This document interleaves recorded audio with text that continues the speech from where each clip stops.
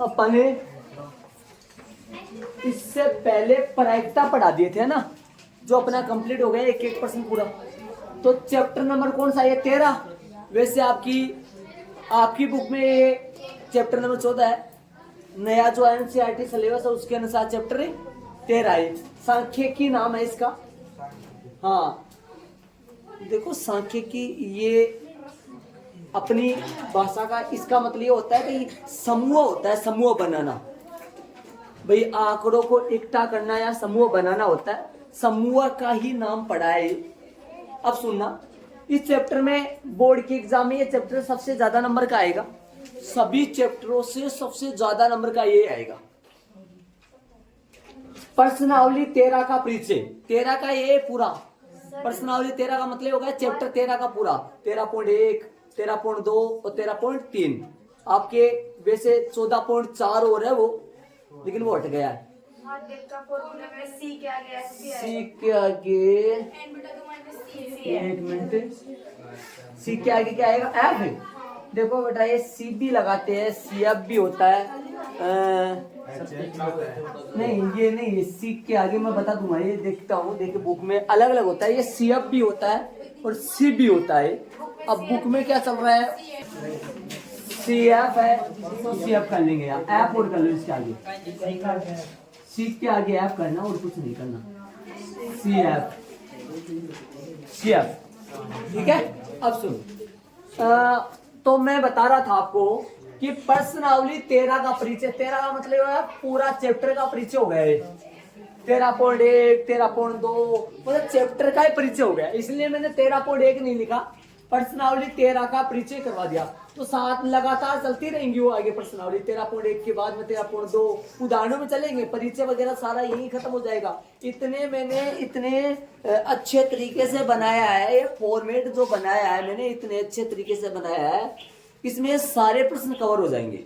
एक बात और बता दूं इस चैप्टर की खास बात, जो आपके ये जो मैंने डाले हैं ना, ये कई आपकी बुक में है नहीं, लेकिन फिर भी एग्जाम में आते हैं सवाल। इनके एग्जाम में आते हैं छोटे छोटे सवाल बन के, जो 9th क्लास की बुक से आती है, जो 9th क्लास की बुक से आती है वो भी मैंने इस पे कवर करवाया है। इनमें आपकी बुक में नहीं है, हाँ उनमें से इसलिए आती है क्योंकि कई शॉर्ट तरीके इन आपकी जो किताबें जो बड़े वाले सवाल जो चल रहे हैं उनके बीच में से सवाल आते हैं। जो 9th क्लास की बुक में प्रॉपर सवाल है वो, या आपकी किताब में ये बीच में सवाल आते हैं, सवाल के बीच में से। 9th वाले क्लास की बात कर रहा हूँ, ये ऐसी चैप्टर 9th में भी है। 14 वाला चैप्टर चल रहा है, सांख्यिकी है, ठीक है ना। हाँ 9th क्लास में भी है, चैप्टर 14 है, सांख्यिकी का है वो। चलो तो स्टार्ट करता हूँ मैं, बारीकी से सुनना ध्यान से। फॉर्मेट तगड़ा तैयार किया है मैंने, बहुत अच्छा, ध्यान दे सुनना एक बार बारीकी से।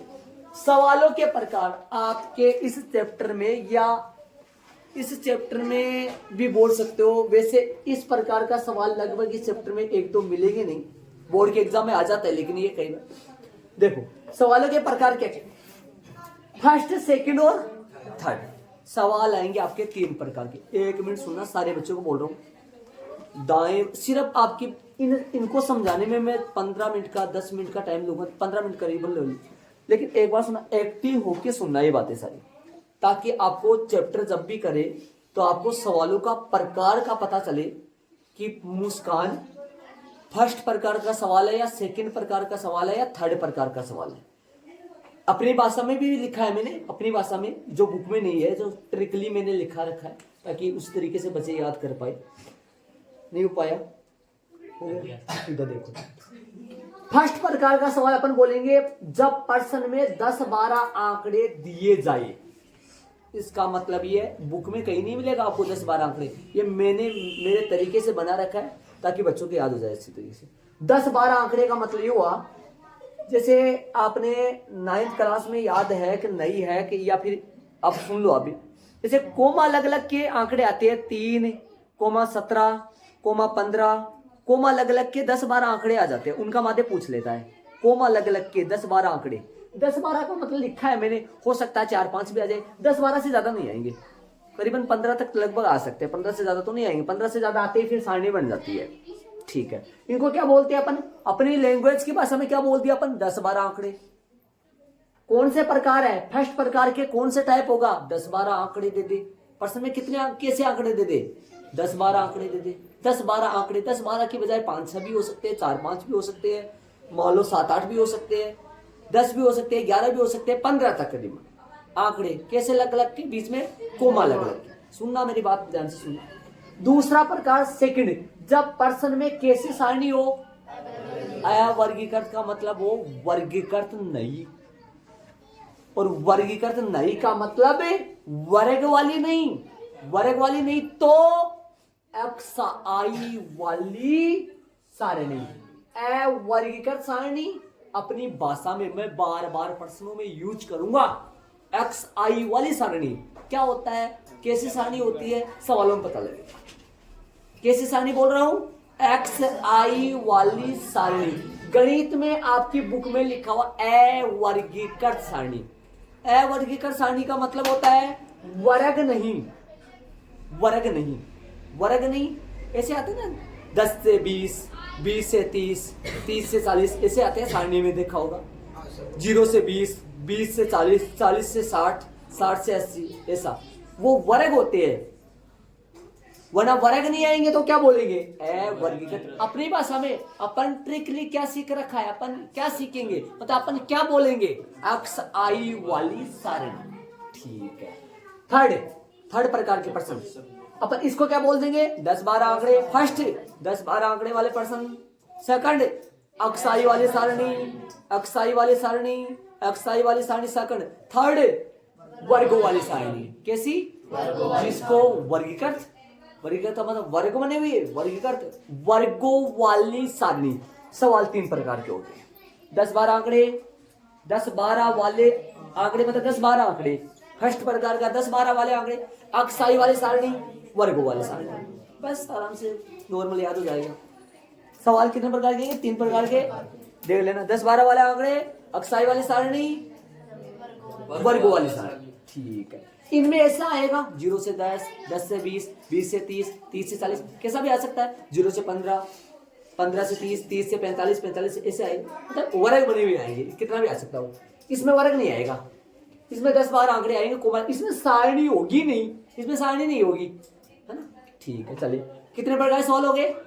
मैंने फर्स्ट लिया, एक बार फर्स्ट वाले में सारणी नहीं होगी, अपन नहीं बनाएंगे सारणी, सारणी बनाएंगे भी नहीं, सारणी देगा भी नहीं। और इनमें दोनों में सारणी आएगी। इसमें कौन सी सारणी XI वाली, इसमें कौन सी वर्ग वाली। वर्ग वाले मतलब वर्ग बने हुए आएंगे, इसमें वर्ग ही नहीं होंगे। आ जाओ अब एक बार ये देखो, ये वाला, ये देख, ये वाला प्रश्नावली 13.1 में मादे पढ़ेंगे, प्रश्नावली 13.2 में बहुलक पढ़ेंगे, प्रश्नावली 13.3 में माध्यक पढ़ेंगे। जो आपके पुरानी वाली बुक में प्रश्नावली 14.1, 14.2, 14.3, 14.4 है, लेकिन वो नहीं पढ़ेंगे अपन, वो हट चुका है नई NCERT बुक के अनुसार। एक बात और बता दूं मैं आपको, सुनो, इसमें मादे पढ़ेंगे, इसमें मादे पढ़ेंगे सिर्फ 13.1 में। 13.2 में बहुलक तो नया चलेगा, बल्कि मादे भी पढ़ेंगे। सुन रहे हैं मेरी बात, बहुलक तो नया चलेगा बल्कि मादे भी पढ़ेंगे, मादे बहुलक दोनों साथ पढ़ेंगे। इसमें माध्यक तो नया चलेगा बल्कि मादे बहुलक माध्यक, इसमें तीनों पढ़ेंगे। ये बात का समझ गए होंगे सारी बातें, सब पर्सनली समझ गए। आ जाओ सुनो, आगे आओ इधर। फर्स्ट लिया मैं, कौन सा ले रहा हूं, फर्स्ट ले लिया मैंने रेड वाला, फर्स्ट 10-12 वाले आंकड़े वाला है रेड वाला, और ब्लैक वाला, जो ब्लैक वाला चालू है ना, कौन सा ब्लैक वाला सेकंड प्रकार का सवाल का है, फर्स्ट प्रकार का सवाल का रेड वाला है, सेकंड प्रकार का सवाल का ब्लैक वाला है, और थर्ड प्रकार का सवाल का ब्लू वाला है।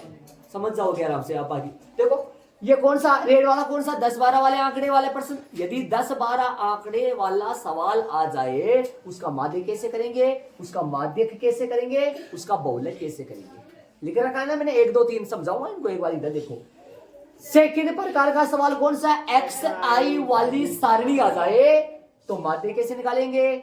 माध्य यहाँ 3 तरीके से निकालेंगे, इसका 3 तरीके से। माध्यक कैसे निकालेंगे, माध्य और माध्यक, सिर्फ क्या कबूतर का फर्क है, हाँ सुनना।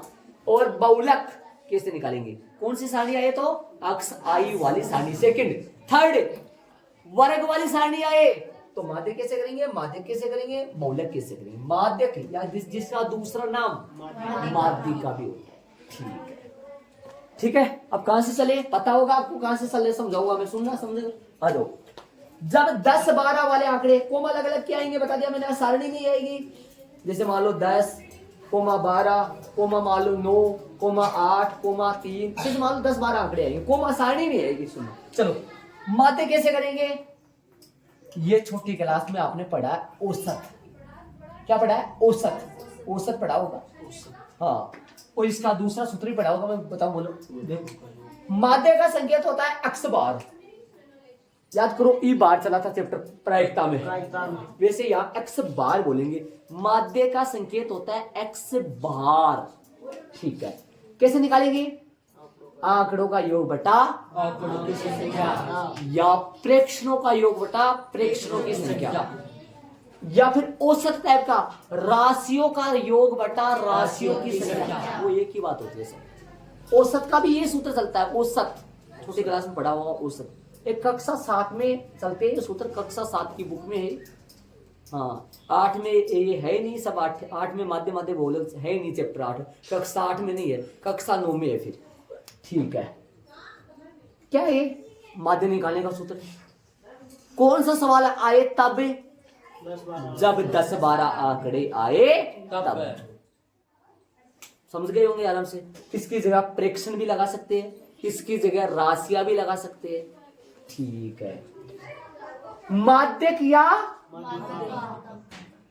10-12 वाले आंकड़े आ जाए, 10-12 आंकड़े वाला सवाल आ जाए तो माध्यक या माध्यिका करने का तरीका सम और विषम वाला तरीका। ये कैसे करेंगे, किस तरीके से करेंगे? कक्षा 9 में पढ़ा था आपने, याद करो। n+1/2 किताब में भी n+1/2 सूत्र है। किसका है? ये विषम का। और सम का अलग होता है n/2 प्लस n+2/2 बट्टा में 2।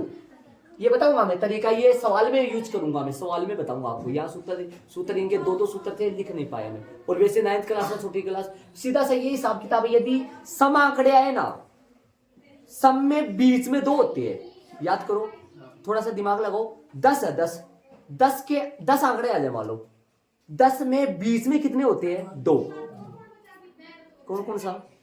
5वां और 5वां छठा होता है बीच में। 10 में 4 इधर रह जाएंगे, 4 इधर रह जाएंगे, बीच में 2 आएंगे, है ना? 5वां छठा आएगा। ठीक है, तो सम, यदि आंकड़ों की संख्या सम हो तो 5वां आंकड़ा और 6वां आंकड़ा जुड़कर उसमें 2 का भाग लग जाएगा। ये तो हो गया सम का तरीका। तो विषम का सुन लो, सम का तरीका सुन लिया मैंने, क्या बोला? अरे सम में मान लो 10 है, मान लो आंकड़ों की संख्या 10 है तो 10 सम हुआ। सम में 4 उधर छोड़ दो, 10 में 4 इधर छोड़ दो, बीच में 2 बचेंगे, उन दोनों को जोड़ के 2 का भाग देना है। या 8 हो तो 3 उधर छोड़ो, 3 इधर छोड़ो, बीच में 2 आएंगे, उन दोनों को जोड़ के 2 का भाग देना है। सम हो तो सीधा सा यही तरीका है इनका। और या फिर 12 हो तो बीच में 2 आएंगे, 2 का भाग देना। विषम हो तो बीच में 1 ही आएगा। विषम में बीच में 1 ही आता है। जैसे 9 आंकड़े आए, 4 इधर रहेगा, 4 इधर रहेगा, बीच में 1 ही रहेगा। 5वां आंकड़ा ही माध्यिका होगा, वही वो आंसर आ जाएगा पक्का, वही आंसर आएगा। 2 का भाग नहीं लगेगा उसमें, वो आंसर वो आ जाएगा, सीधा है। इसलिए वहां बता दूंगा ये तरीका, इसलिए मैंने कुछ लिखा नहीं, ऐसे लिख दिया सम और विषम वाला तरीका। सम और विषम वाला तरीका मतलब जब यदि प्रश्न में 10-12 आंकड़े आ जाए तो माध्यक या माध्यिका ज्ञात करने का तरीका सम और विषम वाला लेना है, बस। आ जाओ बहुलक। उन आंकड़ों में जो सबसे अधिक बार आता है, उन आंकड़ों में जो आंकड़ा सबसे अधिक बार आ रहा है, मतलब जो सबसे अधिक बार आ रहा है, समझे ना क्या है सबसे अधिक बार? अब मैं यहां तो कैसे बता सकता हूं सबसे अधिक बार आ रहा है? मतलब जैसे कोई 3 बार आ रहा है, कोई 2 बार आ रहा है, तो सबसे अधिक बार जो आ रहा है ना वही बहुलक होगा। लिख दिया मैंने यहाँ, सबसे अधिक बार आने वाला आंकड़ा ही बहुलक होगा। समझ गए आप ये चीज?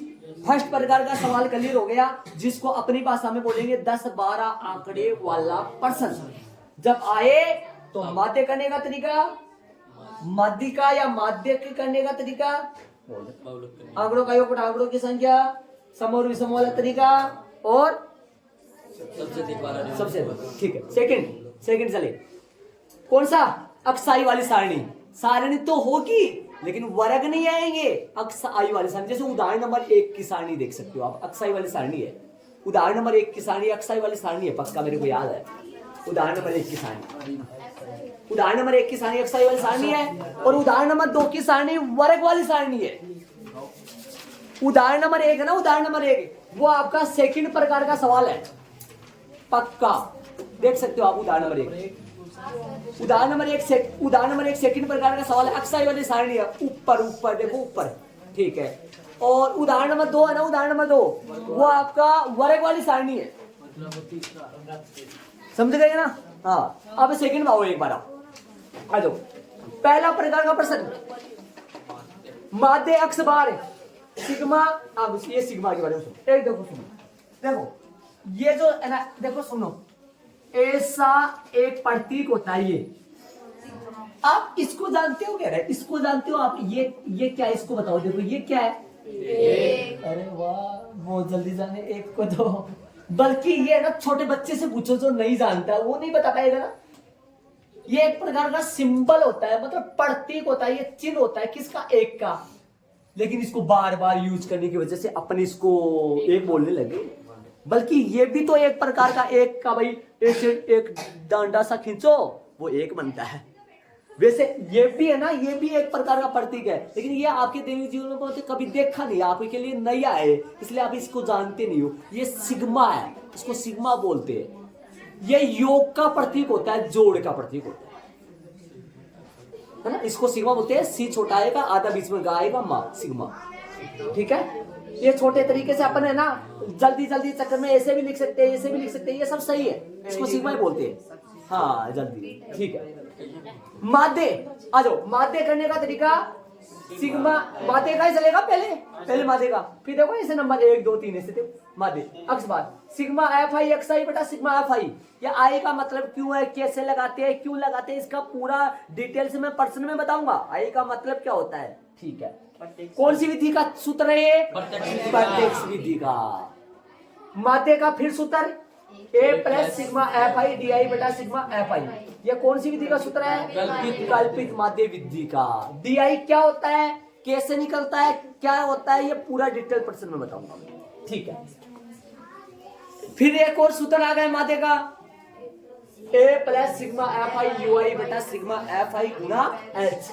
पद विचलन विधि या पग विचलन विधि, देखो पद विचलन विधि भी बोल सकते हैं, पग विचलन विधि भी होता है। आपकी बुक में पग है शायद, पग विचलन विधि हो सकता है पद भी होगा, लेकिन एग्जाम में जो भी आए वो दोनों समझ लेना ना, ध्यान रहे, ठीक है। एक बात और बता दूं, इस विधि से तभी सवाल हो सकता है जिसमें वर्गों का अंतर समान रहे, क्योंकि इसमें क्या चलता है, गुणा में एच। इनमें गुणा में एच नहीं है, इनमें गुणा में एच नहीं है, इनमें गुणा में क्या है, एच। क्या बोलते हैं, एच को बोलते हैं वर्गमाप, अर्थात अपनी भाषा में बोले वर्गों का अंतर। वर्गों का अंतर समान चले ना, जब वर्गों का अंतर समान चले, जिसको वर्ग अंतराल भी बोल सकते हैं, वर्गों का अंतर ही बोल सकते हैं। किताब की भाषा में वर्गमाप बोला गया है, जिसका संकेत होता है एच। यदि वर्गों का अंतर समान चले, सभी वर्गों का अंतर समान चले, तो अपन माध्य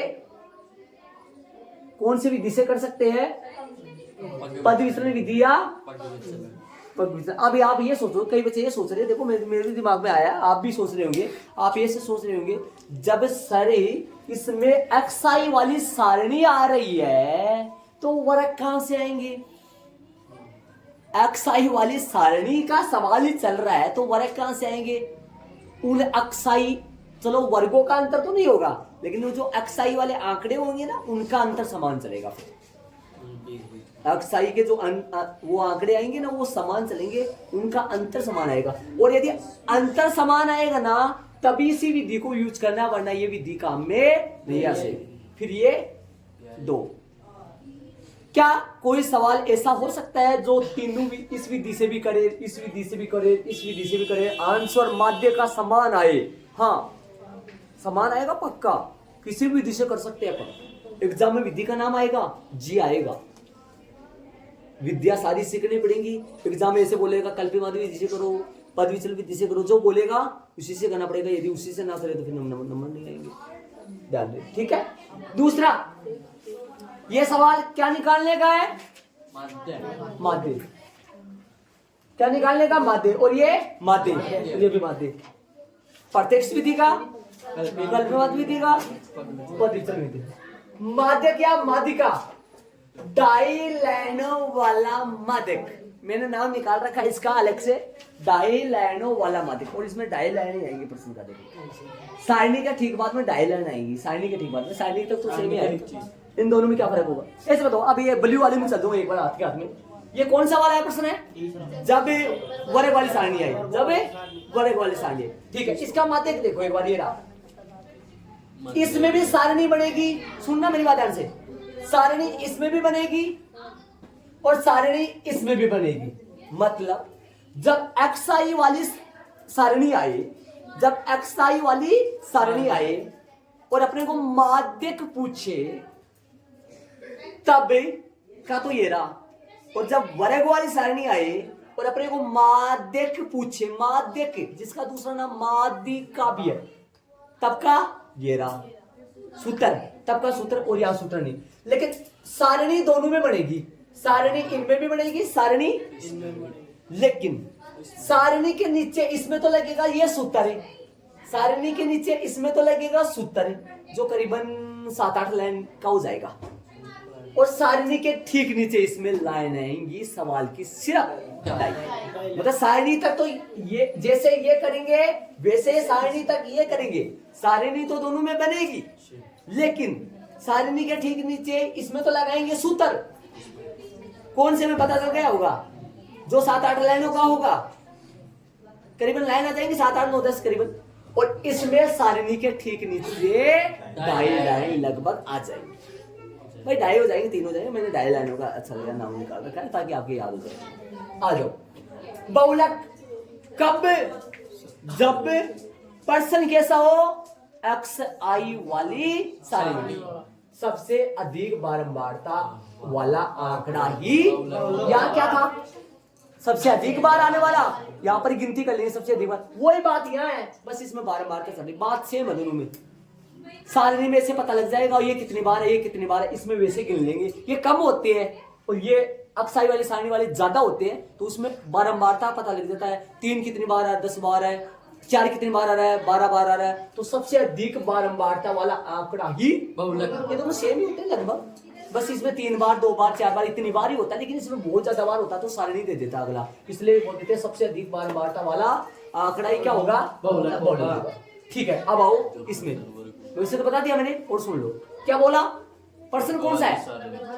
वर्ग वाली सारणी। वर्ग वाली मतलब 0 से 10, 10 से 20, 20 से 30, 30 से 40। जैसे उदाहरण नंबर 2, उदाहरण नंबर 2 में देख लो वर्ग वाली सारणी है। ठीक है, बात है। पहला प्रश्न, माध्य प्रत्यक्ष विधि से सूत्र कहाँ है? वो लिख रखा मैंने अलग से वहां। सेम xi वाली सारणी आई, सही वर्ग वाली सारणी आई, वो तरीका कौन सा? प्रत्यक्ष विधि या कल्पित माध्य विधि? कहाँ है कल्पित माध्य विधि का सूत्र? ये रहा। पद विचलन विधि या पद विचलन कहाँ है? ऊपर। सेम सेम xi वाली सारणी का सवाल आए, चाहे वर्ग वाली सारणी का सवाल आए, सेम पैटर्न। ठीक है, माध्य क्या? माध्य का बता ही दिया मैंने आपको, सूत्र लग जाएगा सारणी।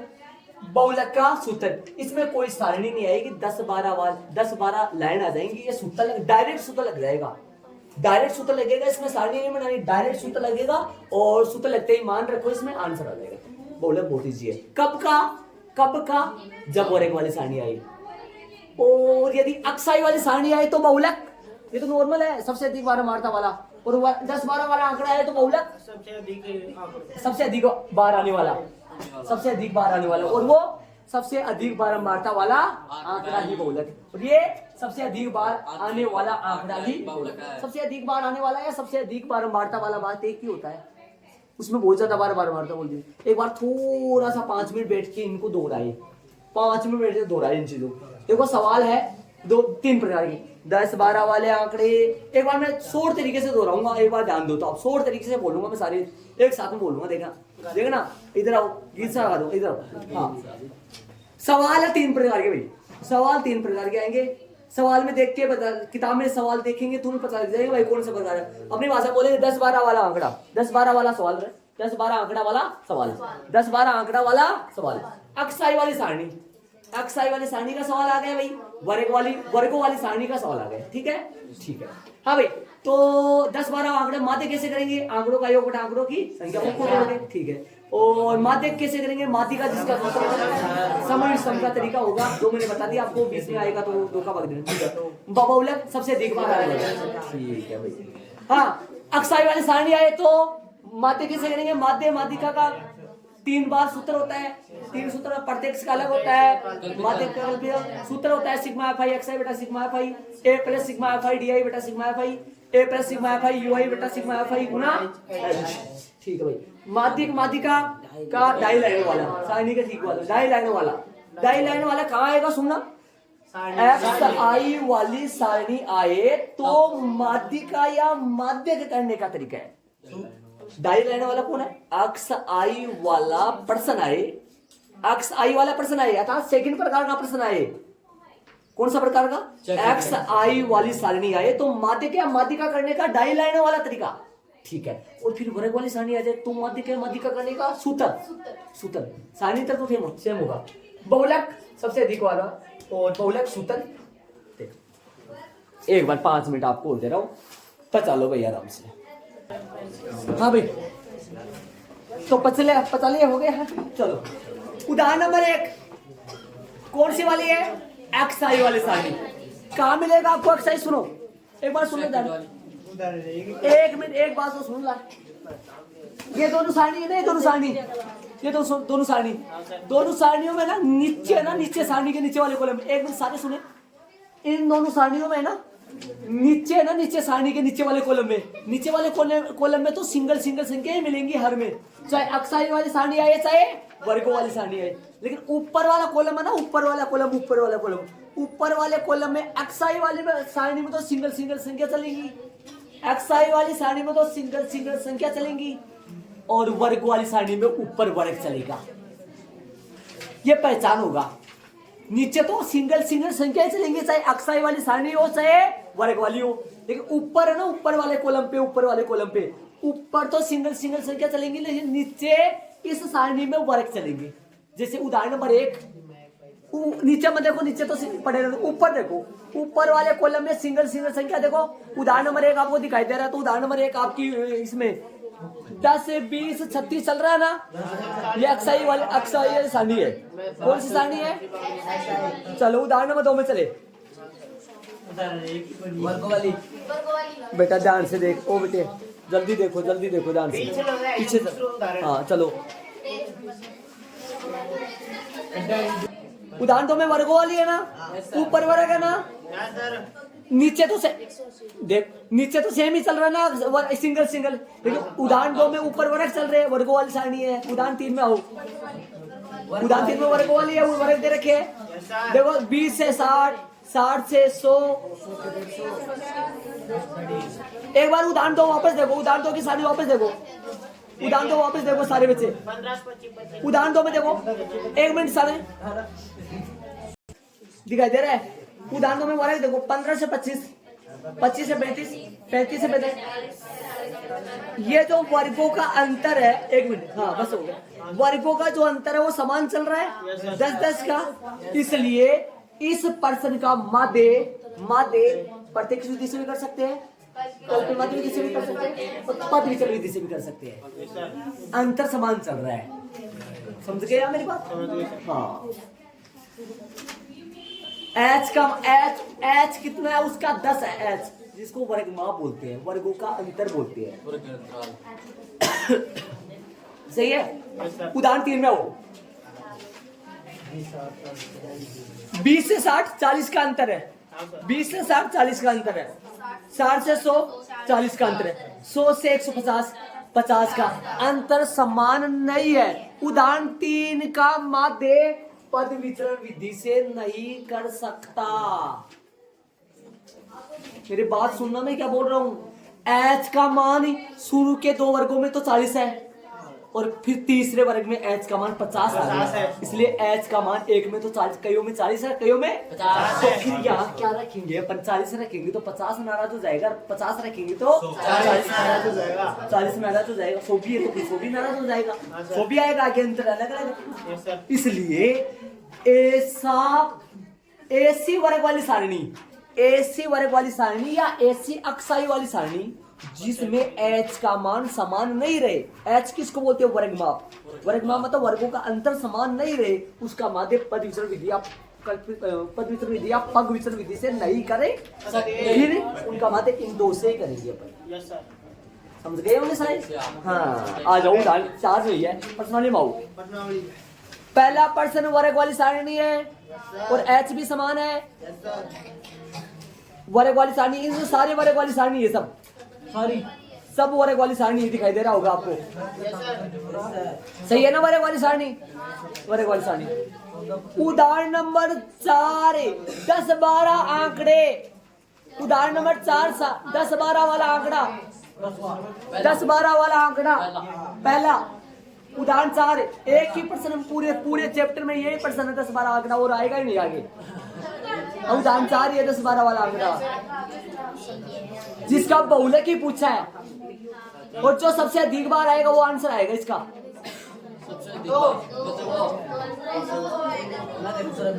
बहुलक ही पूछा है, बाकी बातें समझ गए। तो 10-12 वाले उदाहरण 4 हो गया। उदाहरण 5 वर्ग वाली सारणी, उदाहरण 6 भी वर्ग वाली सारणी, पीछे की बता रहा है, पीछे की सारणी काम में लो ऐसे पीछे उधर। और उदाहरण 7 नहीं नीचे, फिर 13.2 में सारी वर्ग वाली सारणी,